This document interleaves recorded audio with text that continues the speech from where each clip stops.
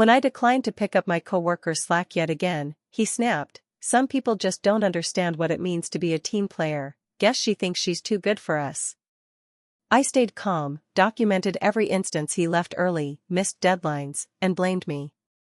After one anonymous tip, HR launched an internal audit. He was forced to resign publicly, in front of the entire staff. I work in a mid-size insurance company based in Akron, Ohio. Been here 6 years. It's not exciting work, but it's steady. I handle policy updates, client renewals, and quarterly reports. I built a solid reputation. I do my job, I meet deadlines, and I don't cause problems. Then Marcus showed up. He got hired during a period when we were short-staffed. At first, everyone liked him. He was one of those people who talks a lot, cracks jokes, always has a story. Management liked that. They thought he brought energy to the team.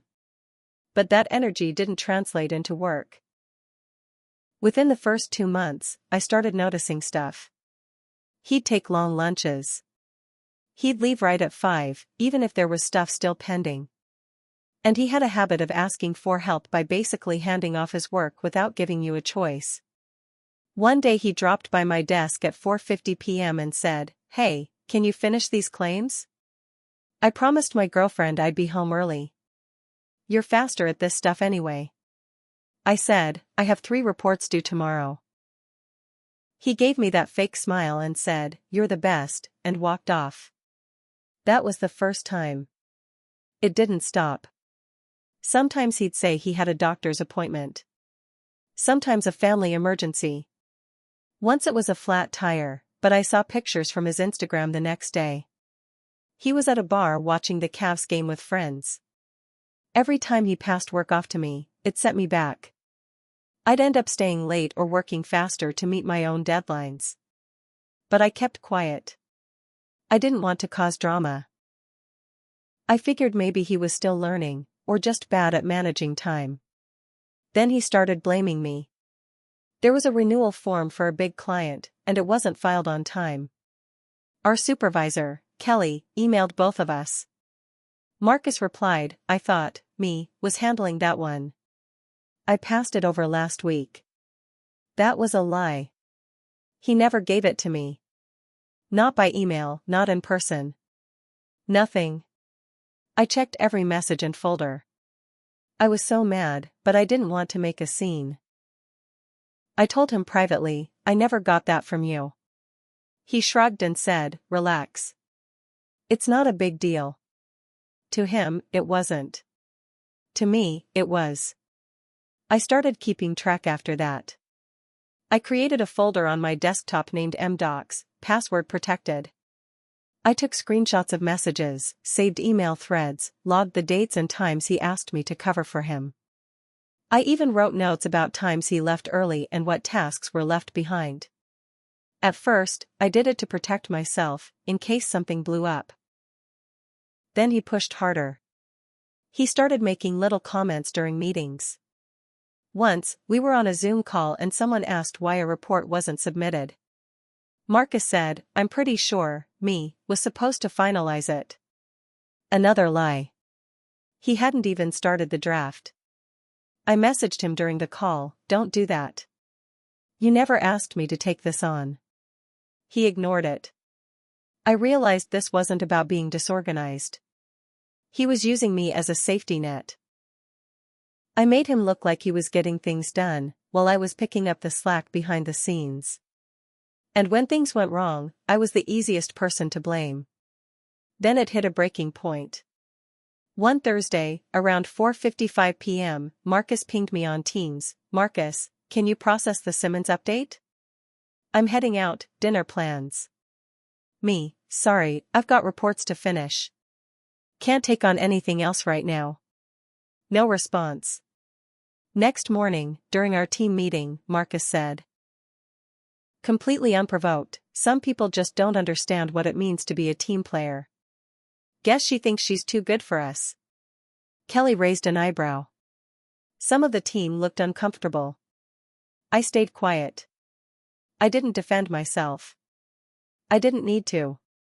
I was done playing nice. That day during lunch, I took every log, every screenshot, every note from the past 9 months, and put them into a single document. I didn't exaggerate anything. Just laid it out. Dates, files, what he said, what he didn't do, how I picked up the slack. I didn't include emotions. Just proof. Then I submitted it using our company's anonymous HR reporting system. They promised confidentiality, and I took them at their word.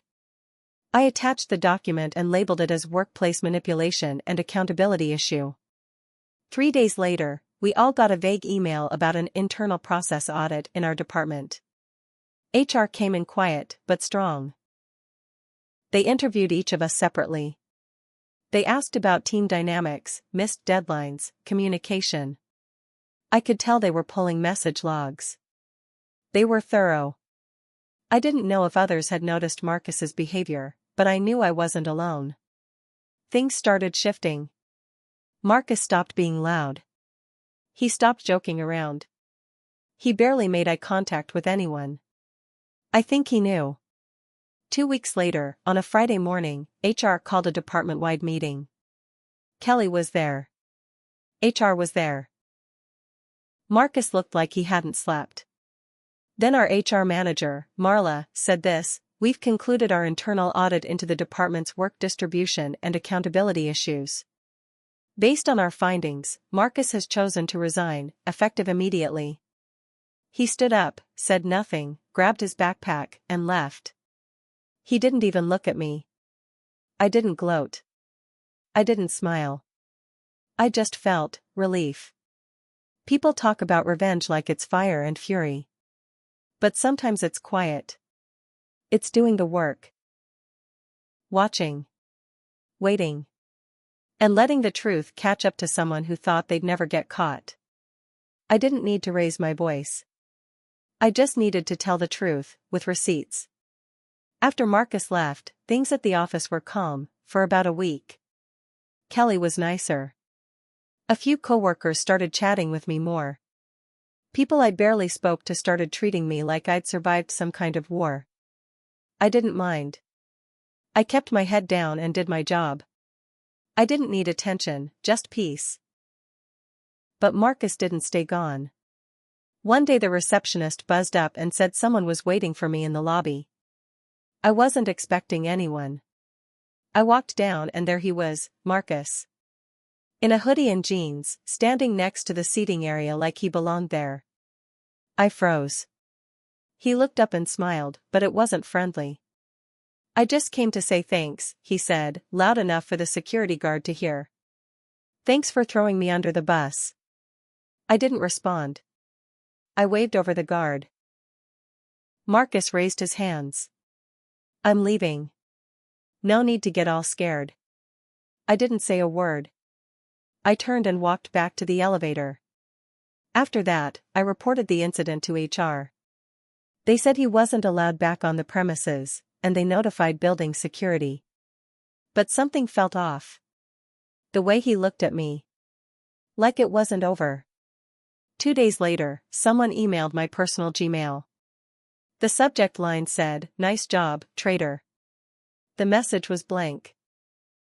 Just a screenshot of my LinkedIn profile with a circle around my job title. I never gave anyone at work my personal email. It rattled me. Then came the phone calls. Blocked numbers. Hang-ups. Always right after I got home. I couldn't prove it was him, but I knew. It was his style, passive-aggressive, creepy, just enough to make me feel uneasy without crossing the line. I stopped walking to work. I started carrying pepper spray. I changed my email passwords and removed all personal info I could find online. It helped a little, but I never really relaxed. He was gone from the office, but I didn't feel safe. Then came the twist I never expected. A few weeks later, HR sent out a company-wide email, "Exciting news, please welcome our new external workflow consultant, Marcus C., specializing in cross-team process alignment." I stared at the screen for a full minute, rereading it. It wasn't a joke. He got hired back. Not in our department, but in a different one. As a consultant. Through a third-party agency, but still, he was working in our building again. I marched into HR. I asked them how someone who had been forced to resign for workplace misconduct could be hired back just a month later. Marla looked uncomfortable. She said, technically, he wasn't fired. He resigned. The consulting agency that brought him on didn't see any formal termination on record. I asked, did you even tell them why he left? She said, we can't share internal details with outside agencies unless there's a legal or safety issue.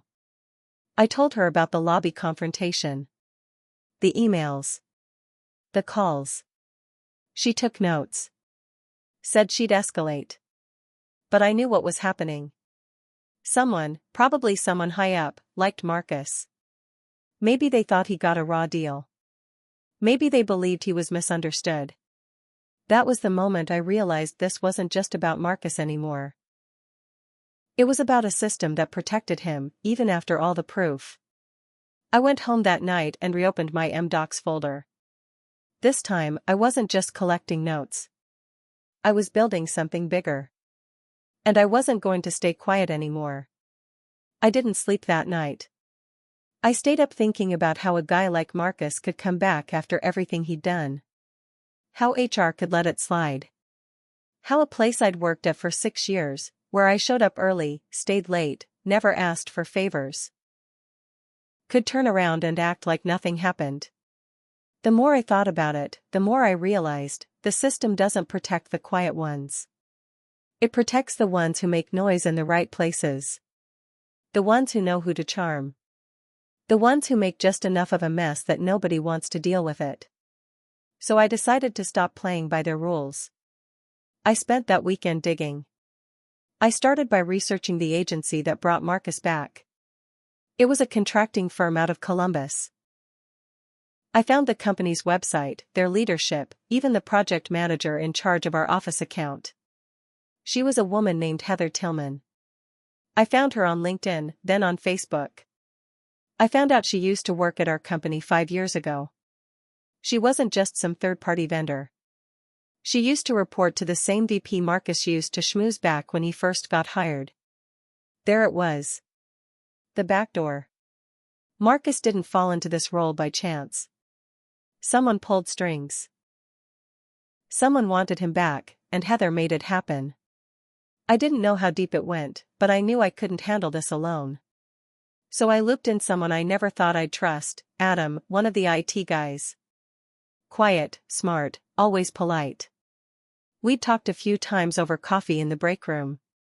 He was one of the few people who'd told me privately that Marcus was a walking HR violation. I sent him a message, need to ask you something off the record. It's about Marcus. Can we talk? He said yes. We met after work at a diner off Market Street. I showed him everything. The screenshots, the new email, the blocked calls, the consulting firm connection.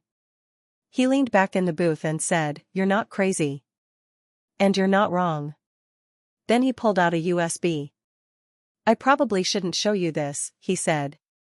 "But there are internal server logs from the weeks after Marcus left. I was monitoring email traffic for an unrelated audit. Marcus was forwarding client documents to his personal email. A lot of them. Just before he resigned." I sat there, stunned. That was a violation. A serious one. Possibly illegal, depending on the documents. Adam said he had already flagged it, but the logs got buried, low priority. He was told to drop it. Probably someone in upper management who didn't want the trouble. He handed me a copy. "You didn't get this from me," he said. "But if you're going to blow this open, don't go to HR. Go above them." I knew who he meant. Our company had a compliance hotline that went straight to corporate in Chicago. It bypassed local HR, bypassed the managers. Straight to legal and risk oversight. It wasn't anonymous, but I didn't care anymore. That Monday, I filed a full complaint. Not just about Marcus, about the hiring process, the misconduct, the follow-up harassment, and the internal cover-up. I named names. I attached files. I included the server logs Adam gave me. I hit submit. Then I waited. 3 days passed. Nothing. Then on Thursday afternoon, something changed. A meeting invite hit the calendars of half our department, mandatory town hall, corporate compliance update. Hosted by someone I'd never heard of. A woman from Chicago. Someone high up. That's when I knew I'd struck something deeper. It wasn't just Marcus anymore. This was about how they let someone like him back in, covered it up, and hoped nobody would say anything. But I said something. The day of the town hall, the air in the office felt different. People were whispering. Kelly looked nervous. I stayed quiet at my desk and watched the calendar. The meeting was set for 2 p.m. in the big conference room, one we only used when corporate came down. By 1:55, every seat was taken. The woman from Chicago walked in. Her name was Janine Cole. She introduced herself as Senior Director of Risk and Ethics. She didn't smile. She had a stack of papers in one hand and a folder in the other. The room got dead quiet. She said, "This is a compliance-mandated briefing, prompted by a report made 3 weeks ago involving serious policy violations, document security issues, and questionable rehiring decisions within this department." People looked at each other. I didn't move. She kept going. This report included detailed logs, internal communications, and traces of confidential files being forwarded outside the company prior to a resignation.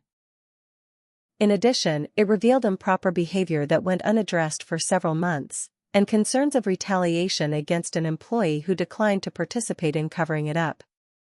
Kelly looked like she was about to pass out. Someone in the back muttered, "Oh, *T. Janine pulled out a list. Due to the nature of this investigation, immediate action is being taken.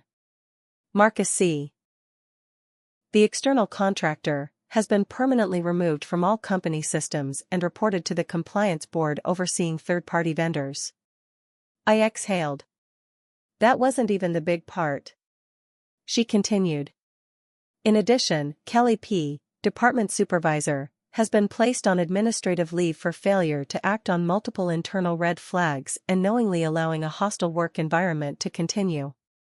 Her actions, or lack thereof, put the company at legal risk. Kelly stood up like she was about to say something, but Janine raised her hand. "This is not a discussion. Please come with me." Kelly turned bright red and walked out of the room without a word. 2 people from HR followed her out. Then Janine turned to the rest of the room. "We will be reviewing any staff who had knowledge of these issues and failed to escalate. If you witnessed inappropriate behavior or misuse of authority and remained silent, I recommend you speak with compliance before the end of this week." Everyone went silent. After the meeting, I went back to my desk. My inbox had a message from Janine, subject, "Follow-up, thank you for your courage." She asked me to meet privately that day. When I walked into her temporary office, she stood up, shook my hand, and said something I'll never forget: "Most people don't speak up. They wait. They hope someone else will fix it. You didn't. That takes guts." I told her I didn't want a promotion. I didn't want praise. I just wanted to do my job without being blamed for other people's screw-ups. She nodded. Then she handed me a letter. It was a formal recognition notice, signed by the company president. Not public, not flashy. Just something real. It meant they saw me. They knew what I did. I left that office feeling like I had finally taken back what Marcus tried to steal. My name, my work, my peace of mind. But it didn't stop there. Over the next month, things kept unfolding. Turns out Marcus hadn't just been sloppy. He had been sending confidential client data to his personal email, probably for future freelance work or to use at another job. That's a felony under data protection law. The company reported it. The agency he worked for blacklisted him. He went from working in a cushy consultant role to unemployed and under federal investigation. And Kelly? She was quietly terminated 2 weeks later. No farewell party. No thank you email. Just gone. But here's the twist that surprised even me. About a month after everything settled, I got a call from HR. They asked if I would be willing to lead a new internal training initiative, focused on ethical workplace behavior and reporting pathways. They said I had a unique voice and hard-won insight. I said yes. And yeah, it's more work. But it's on my terms. And now, people come to me when they're scared to speak up. I didn't start this to get revenge. I just wanted the truth to matter. But watching Marcus lose everything after months of lying? Watching Kelly walk out of that room while everyone stared? Yeah. That felt good. Not loud, not messy. Just clean, sharp justice. And if someone like Marcus ever tries it again? I've still got the folder. I've still got the fire. And now, I've got a voice they can't ignore.